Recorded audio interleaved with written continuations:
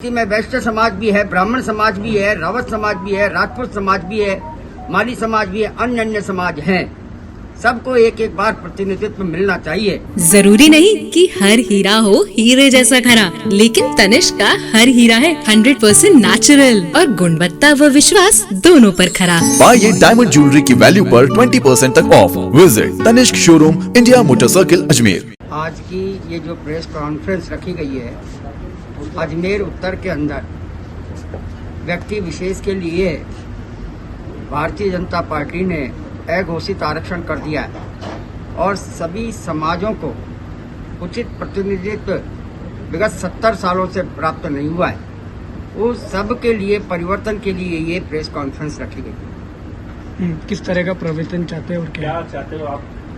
हम चाहते हैं कि परिवर्तन इस बार अन्य समाज को दिया जाए।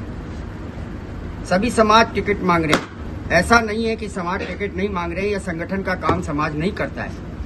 विगत लंबे समय से संगठन में समाज के विभिन्न वर्ग द्वारा जो पार्टी का कार्य किया जाता है, वर्तमान परिप्रेक्ष्य में केवल ये कहकर कि आप जाति विशेष को वहां पर बाहुल्यता है, ऐसा नहीं है। सिंधी समाज से कहीं अधिक स्थिति में वैश्य समाज भी है, ब्राह्मण समाज भी है, रावत समाज भी है, राजपूत समाज भी है, माली समाज भी है, अन्य अन्य समाज हैं। सबको एक एक बार प्रतिनिधित्व मिलना चाहिए ताकि समुचित विकास अजमेर का और समुचित समाज का विकास हो सके। व्यक्ति विशेष तक वह विकास न समझे और वह ऐसा उम्मीदवार हो जो सभी सर्व समाजों को साथ लेकर के और मैदान में उतरे। क्या आप सिंधी समाज का विरोध कर रहे हैं या देवनानी का विरोध कर रहे हैं? हमारा जाति विशेष से कोई विरोध नहीं है, लेकिन यहाँ हमारा विरोध ये है कि एक ही समाज को प्रतिनिधित्व क्यों? ये हमारी पीड़ा है, ये हमारी कुंठा है। उसको लेकर आज हम सर्व समाज आपस में चर्चा कर रहे हैं। आप चाहते हैं कि सर्व में किसी दूसरे व्यक्ति सिंधी को दे दिया जाता है टिकट, तो क्या करोगे? बात समाज परिवर्तन की आ रही है। आप ये है कि यहाँ परिवर्तन होना चाहिए। व्यक्ति विशेष, व्यक्ति समाज या समाज विशेष का आरक्षण नहीं होना चाहिए। स्थिति स्पष्ट कर देना चाहता हूँ, अगर वापस व्यक्ति विशेष को ही टिकट प्राप्त होता है, अभी आज के परिदृश्य में सभी समाजों ने टिकट के लिए आवेदन किया है। हमें इंतजार होगा कि टिकट की घोषणा तक, उसके बाद हम सर्व समाजों के साथ बैठेंगे और अभी जिस तरीके से हम बैठे उस प्रकार अपने अपने समाजों की कोर ग्रुप की बैठक करके सर्व समाज की कोर कमेटी बनेगी और वो जो निर्णय करेगी। हो सकता है कि हमें निर्दलीय उम्मीदवार खड़ा करने की स्थिति आ जाए, तो वो भी हम उस पर भी विचार करेंगे, लेकिन ये सब कोर कमेटी तय करेगी। हो सकता है कि हम किसी व्यक्ति विशेष को जो सब समाज मिलकर के मैदान में उतारें, तो उस स्थिति पर भी विचार किया जाएगा। हो सकता है कि जिन जिन समाज के लोगों ने आवेदन मांगा है उन सब के विचार ले लिए जाए कि कौन मैदान में टिक सकता है, कौन संगठन को है तो धत्ता बता सकता है। उन सब पर विचार करने के बाद जो कोर कमेटी तय करेगी उस पर निर्णय होगा। सबसे पहले तो मैं आप सभी का साधुवाद करता हूं कि आप लोगों ने जो विरोध स्वरूप मंच दिया है उसमें सहयोग प्रदान किया है। आपका प्रश्न बहुत लाजिमी है।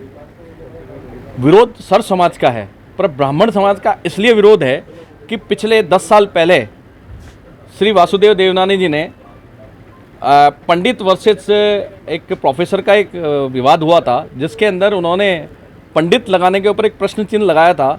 तब से ब्राह्मण समाज इसका विरोध कर रहा है, क्योंकि उन्होंने कभी भी किसी भी मन से, क्षमा तो अलग की बात है, उन्होंने खेद तक का प्रकट नहीं किया।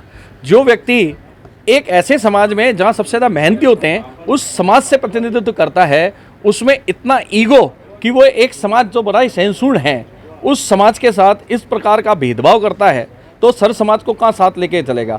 बाकी बची सर्व समाज की, तो आज उत्तर विधानसभा क्षेत्र में सभी को इस बात को लेकर है कि पिछले 20 साल नहीं, पिछले 35 साल से अघोषित, क्योंकि जब पूर्व और पश्चिम था तब भी वहाँ से किशन मोटवानी जी बनते थे, उसके बाद में रेगुलर 20 साल से देवनानी जी बन रहे हैं, तो ये अघोषित है। आज सर्व समाज वहाँ से प्रतिनिधित्व देता है। आप देखिए 24,000 के करीब ब्राह्मण हैं और 18 से 20,000 के बीच में सिंधी हैं। पर यहाँ पर भी एक कह के संगठन के सामने ब्लैकमेल किया जाता है कि अगर आपने उत्तर विधानसभा क्षेत्र से सिंधी को टिकट नहीं दिया तो हम दक्षिण का भी हराएंगे।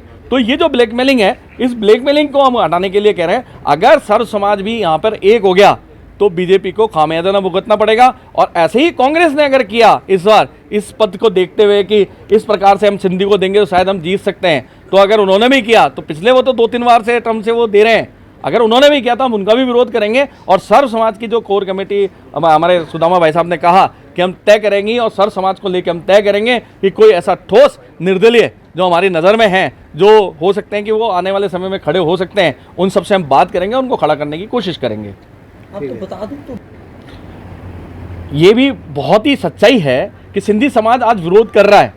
कल संगठन में जाके विरोध करके आए थे वो, उसका कारण है उन्होंने अपने समाज के लिए भी एक काम नहीं किया। उत्तर विधानसभा क्षेत्र के अंदर आप विकास की बात करें तो आप खुद भी निकलते हैं, कहीं भी रोड ठीक नहीं है। स्मार्ट सिटी से आज 600 करोड़ से ऊपर पैसा आ गया, जो चीज़ हमें नहीं चाहिए थी एलिवेटेड रोड वो उन्होंने दे दिया, जिससे और भी शहर बदरंग हो गया। तो विकास के नाम पे कुछ नहीं किया, आना सागर को एक संकुचित कर दिया, जिसकी वजह से चारों ओर अतिक्रमण हो रहे हैं। और सिंधियों को तो उन्होंने जो जिस जाति से वो प्रतिनिधित्व करते हैं, पूरे प्रदेश के अंदर एक सीट दी जाती है, उनका भी उन्होंने भला नहीं किया। तो इससे ज़्यादा तो सूर सागर जोधपुर के अंदर 50,000 के करीब है, 20,000 भिलवाड़ा में है, 40,000 चित्तौड़ में, वहाँ से अगर देवे प्रतिनिधित्व तो सबसे बढ़िया है। अजमेर में तो फिर भी इतने नहीं है। आपका नाम? योगेंद्र ओझा।